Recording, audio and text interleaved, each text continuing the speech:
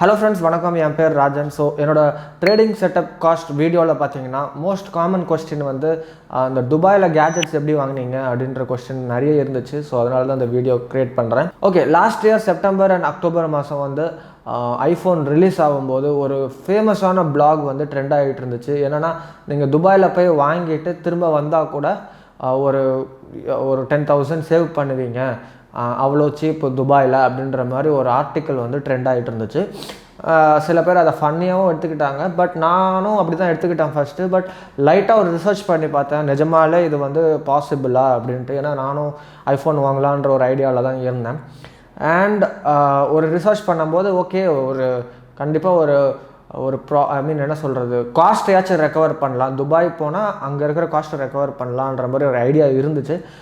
And நான் நிறைய research பண்ண நிறையாவே, அதாவது துபாய் காஸ்ட் போக நீங்கள் சேவ் பண்ணுறதே நிறைய பண்ணலாம் அப்படின்றது தெரிஞ்சுது. ஸோ இந்த வீடியோவில் நான் என்னெல்லாம் பண்ணேன், நான் என்னென்ன கேஜெட்ஸ்லாம் வாங்கினேன், எப்படி 1 lakh நான் சேவ் பண்ணேன், அதில் வந்து ஒரு 42,000 வந்து எனக்கு துபாயில் செலவாச்சு. ஸோ 60,000 எனக்கு ப்ராஃபிட் தான். ஸோ துபாயில் போய் நான் ஆப்பிள் கேஜெட்ஸ் வாங்கினதுனால 60,000 எனக்கு ப்ராஃபிட் ஆக்சுவலாக. அது எப்படி பண்ணேன்றதை நான் உங்களுக்கு இந்த வீடியோவில் எக்ஸ்பிளைன் பண்ணுறேன். அதுக்கு முன்னாடி இது மறக்காமல் சப்ஸ்கிரைப் பண்ணுங்கள், so that you don't miss any of my videos. இனிஷியலாக நாங்கள் வந்து துபாய்க்கு ஃபஸ்ட்டு பிளான் போட்டோம் எவ்வளோ காஸ்ட் ஆகும் அப்படின்றது. ஸோ மேக்ஸிமம் 45,000 ஆகும், மினிமம் ஒரு 38,000 ஆகுன்ற மாதிரி தான் பிளான் வச்சுருந்தோம். ஸோ 38,000 தான் ஆக்சுவல் காஸ்ட் ஆகும். அந்த எக்ஸ்ட்ரா ஏன் 45,000 வரைக்கும் போகுதுன்னு பார்த்தீங்கன்னா, இந்த பிசிஆர் டெஸ்ட்லாம் நாங்கள் எடுக்க வேண்டியிருந்துச்சு அப்போ last year. And the cost was higher. And துபாயிலையும் காஸ்ட் கொஞ்சம் ஹை. ஏன்னா அங்கேயும் நீங்கள் டெஸ்ட் எடுக்கிற மாதிரி இருக்கும். ஃபஸ்ட்டு நான் துபாய்க்கு போகும்போது எனக்கு என்ன பிளான் இருந்துச்சுன்னா, ஓகே ஒரு ஷாப்பில் போயிட்டு எனக்கு என்னென்ன கேஜெட்ஸ்லாம் வாங்கணுமோ அதை போயிட்டு அவங்களுக்கு கொடுத்துட்டு நெகோஷியேட் பண்ணி மொத்தமாக வாங்கிடலாம், அவங்கள்ட்ட பேசி வாங்கிடலாம் அப்படின்ற மாதிரி தான் ஐடியா இருந்துச்சு. ஸோ நான் போயிருந்தபோது iPhone, AirPods, Apple watch, MacBook Pro இந்த 4 வாங்கணுன்னு தான் போயிருந்தேன். அண்ட் சர்ப்ரைசிங்லி என்ன விஷயம்னா, ஒவ்வொரு கடையிலையும் ஒவ்வொரு ப்ரைஸ் இருந்துச்சு. ஸோ ஃபார் எக்ஸாம்பிள் கேர்ஃபோரில் பார்த்தீங்கன்னா ஏர்பாட்ஸ் வந்து சீப்பாக இருந்துச்சு. அண்ட் எட்டிசெல்லாட்டுன்ற ஒரு ஷாப்பில் பார்த்தீங்கன்னா அது வந்து ஒரு ஏர்டெல் மாதிரி கம்பெனி, தே ஸ்டில் செல் அந்த ஃபோன்ஸ்லாம். ஸோ அங்கே வந்து ஐஃபோன் சீப்பாக இருந்துச்சு. அண்ட் புர்துபாய் அப்படின்ற ஒரு இடம் பார்த்தீங்கன்னா ரிச்சி ஸ்ட்ரீட் சென்னையில் இருக்குல்ல, அதே மாதிரி அது ஒரு குட்டி இந்தியான்னு கூட சொல்லலாம். லிட்ரலாக நம்ம ஆட்கள் தான் இருப்பாங்க. அண்ட் அங்கே நிறைய எலக்ட்ரானிக் ஷாப்ஸ் இருக்கும். ஸோ அங்கே வந்து மேக்புக் ப்ரோவும் ஆப்பிள் வாட்சும் கொஞ்சம் கம்பேரிட்டிவ்லி சீப்பாக இருந்துச்சு.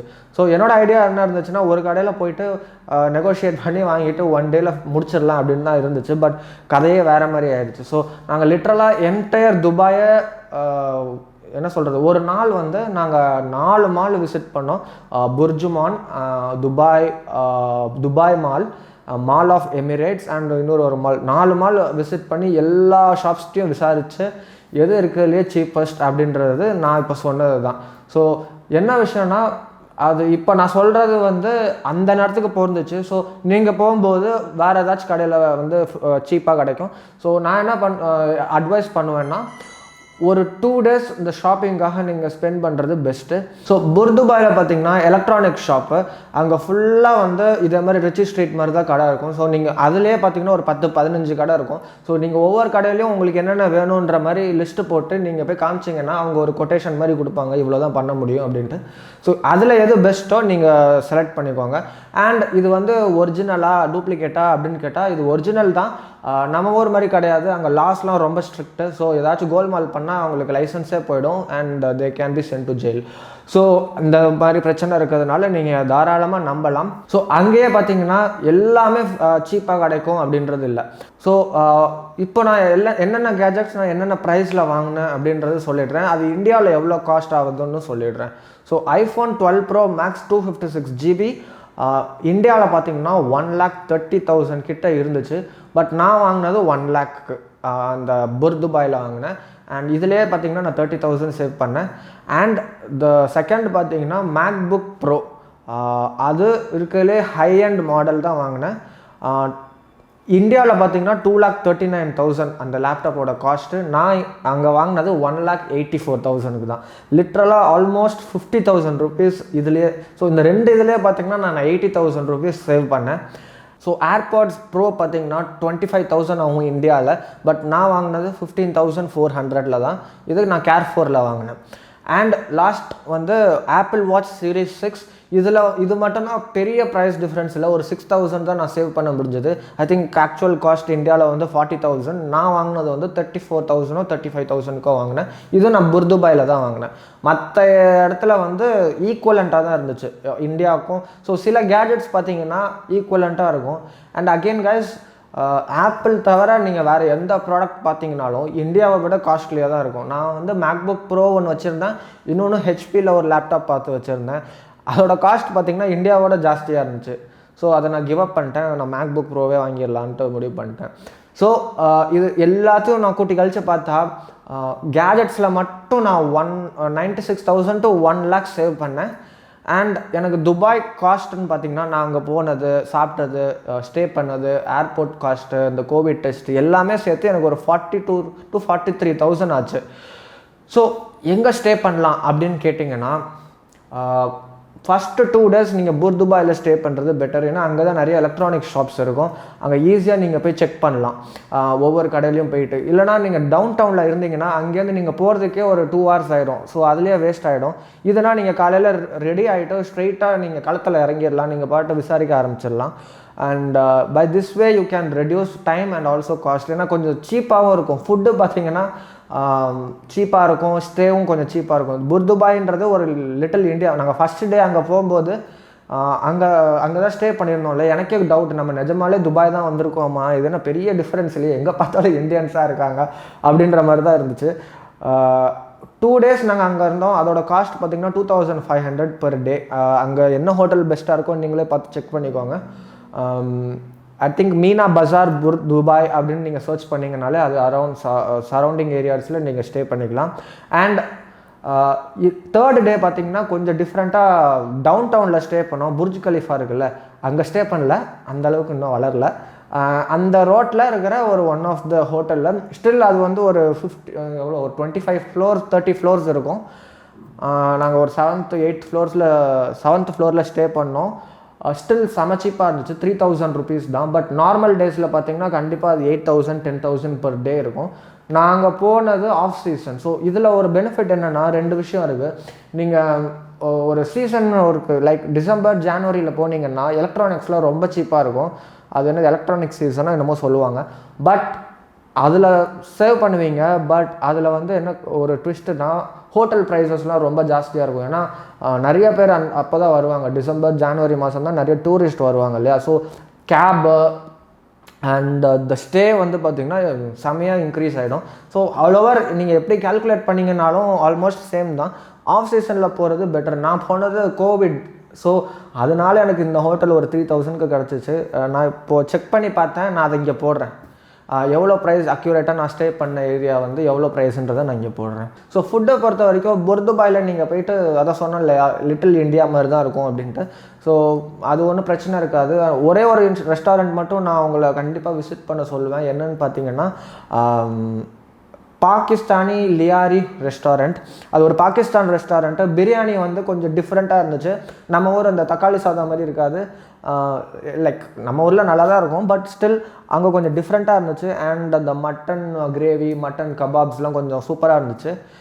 அண்ட் அங்கே அதே ஏரியா பக்கத்தில் ஈரானியன் ஃபேமஸான ஒரு ஈரானியன் கபாப்னு ஒன்று இருக்கும். ரொம்ப ஃபேமஸ். நீங்கள் போய் சர்ச், எல்லா யூடியூபர்ஸும் போட்டிருப்பாங்க. நான் பார்க்கும்போது இது தமிழில் யாரும் போடல. பட் நார்த் இந்தியாஸில் ஆஹா ஓஹோன்னு போட்டிருந்தாங்க. அது போவேன்னா சத்தியமாக ஒர்த்து இல்லை. நான் கபாப்ஸ் வந்து நான் சென்னையிலே சாப்பிட்ருக்கேன். Still way better than that. And செம்ம costly. And they also try to scam us. இல்லை லிட்டரலாக எங்களை ஸ்கேம் பண்ணிட்டாங்க. நாங்கள் கேட்காததெல்லாம் அவங்க என்ன சொல்கிறது மெனுவில் கொடுத்து இது நாங்கள் வந்து காம்ப்ளிமெண்ட்ரின்னு நினச்சி நாங்கள் சாப்பிட்டுட்டோம். சாப்பிட்டதுக்கப்புறம் பார்த்தா ஒரு 1,200 எக்ஸ்ட்ரா பில் வந்துருச்சு. ஸோ கேட்டதுக்கு ஸோ நிறைய நடந்துச்சு. ரொம்ப டீட்டெயில்டாக போக விரும்பல. ஸோ அது நீங்கள் ட்ரை பண்ணலாம். பட் அவ்வளோ ஒர்த்து இல்லை. 5,000 என்னெல்லாமோ ரிவ்யூஸ்லாம் ஓஹோன்னு இருக்கும். பட் அவ்வளோ ஒர்த்து இல்லைன்னு தான் நான் சொல்லுவேன். ஏன்னா அந்த யூடியூபர்ஸ் கொடுக்குற பில்டப்ஸ் வந்து பயங்கரமாக இருக்கும். வாயில் வைக்கிறதுக்கு முன்னாடியே ஆஹா ஓஹோன்றவாங்க. அதில் நாங்கள் விழுந்துட்டோம். அண்ட் அதுக்காக நாங்கள் 1 கிலோமீட்டர் நடந்து போயெல்லாம் சாப்பிட்டு வந்தோம். சத்தியமாக வேஸ்ட்டு. ஸோ நான் சொன்ன அந்த பாகிஸ்தானி பாக்லியாரின்னு நினைக்கிறேன் அந்த ரெஸ்டாரண்ட் பேர். அது யாருமே பெருசாக போடல, பட் சத்தியமாக செமையாக இருந்துச்சு. ஸோ இதெல்லாம் அண்டர் சீப்பும் கூட, லைக் ஒரு 10 dirhams தான் ஆச்சு ஒரு பிரியாணிலாம். ஸோ நாங்கள் சுற்றி பார்த்தது பார்த்திங்கன்னா ரொம்ப பண்ணல, வெறும் இந்த டெசர்ட் சஃபாரி மட்டும் தான் போனோம். டைம் எங்களுக்கு கிடைக்கல. நிறைய இது விசிட் பண்ணணுன்ட்டு இருந்தோம். பாம் ஜுமைராலாம் போகலாம், இல்லை வேறு ஏதாச்சும் ஆக்டிவிட்டீஸ் மாதிரி பண்ணலான்ட்டு இருந்துச்சு. பட் இந்த ட்ரிப்பு வந்து வெறும் பர்ச்சேஸ் அப்படின்றதுனால நாங்கள் 2 days இதுக்கே எங்களுக்கு டைம் போயிடுச்சு. ஸோ வெறும் டெசர்ட் சஃபாரி மட்டும்தான் போனோம்.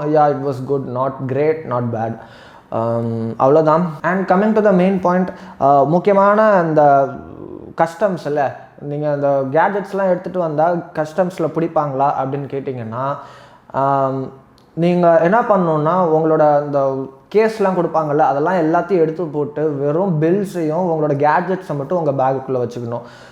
மேக்புக் ப்ரோ வந்து அந்த டப்பாவோட கொடுக்க பார்க்கறதுக்கு சூப்பராக இருக்கும், எடுத்துகிட்டு போகணும் போல் இருக்கும். பட் வேறு வழி இல்லை, நமக்கு அந்த டப்பாவை எல்லாத்தையும் தூர போட்டுருங்க. இதை நீங்கள் எடுத்துகிட்டு வரும்போது இன்கேஸ் அவங்க கேட்டால் கூட, இதை நான் இந்தியாவிலேருந்தே வரும்போது யூஸ் பண்ணிட்டு தான் இருந்தேன், இது பர்சனல் யூஸ்க்கு தான் அப்படின்னு சொன்னால் ஒன்றும் பிரச்சனை இல்லை. ஆளாளுக்கு ஒவ்வொரு கேஜெட்ஸ் நீங்கள் வச்சுருக்கலாம். நீங்கள் 2 லேப்டாப் 3 லேப்டாப் எடுத்துகிட்டு போனால் தான் உங்களுக்கு பிரச்சனை வரும். அண்ட் எஸ், நாங்கள் வரும்போது எங்களை இந்த அயன் படத்தில் வர மாதிரி ஃபுல்லாக செக் பண்ணாங்க. அண்ட் எங்களுக்கு ஒன்றும் இல்லை, பட் எல்லாமே பேக்கில் தான் இருந்துச்சு. எங்களை தான் செக் பண்ணாங்க. அண்ட் அது ஒன்றும் பிரச்சனை இல்லை. பேக்கில் இருந்தாலும் எங்கள் லேப்டாப்பை செக் பண்ணியிருந்தாலும் அது எங்களோட பர்சனல் இது தான் சொல்லியிருந்தால் விட்டுருப்பாங்க, ஒன்றும் பிரச்சனை இல்லை. ஜஸ்ட் தேட் நீங்கள் 4-5 எடுத்துகிட்டு போகக்கூடாது. 5 ஃபோனு 10 ஃபோனுன்னு எடுத்துகிட்டு போனீங்கன்னா கண்டிப்பாக பிரச்சனை தான். உங்களோட பர்சனல் யூஸுக்குன்னா கண்டிப்பாக பிரச்சனை இருக்காது. அண்ட் முக்கியமான ஒரு பாயிண்ட் என்னென்னு பார்த்தீங்கன்னா, நீங்கள் வாங்குகிற கேஜெட்ஸுக்கெல்லாம் VAT 5% டேக்ஸ் வந்து சார்ஜ் பண்ணுவாங்க.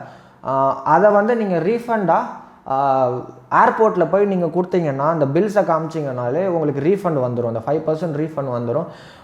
அதை பற்றி நீங்கள் பில் போடுறீங்களோ நீங்கள் அங்கேயே அவங்கள்ட்ட விசாரிச்சாங்கன்னா அவங்க எல்லா டீட்டெயில்ஸும் சொல்லிடுவாங்க. இதை நீங்கள் மறக்காமல் பண்ணிடுங்க. நாங்கள் மறந்துட்டோம் due to some reasons. And அவ்வளோதான், இது மட்டும் தான்.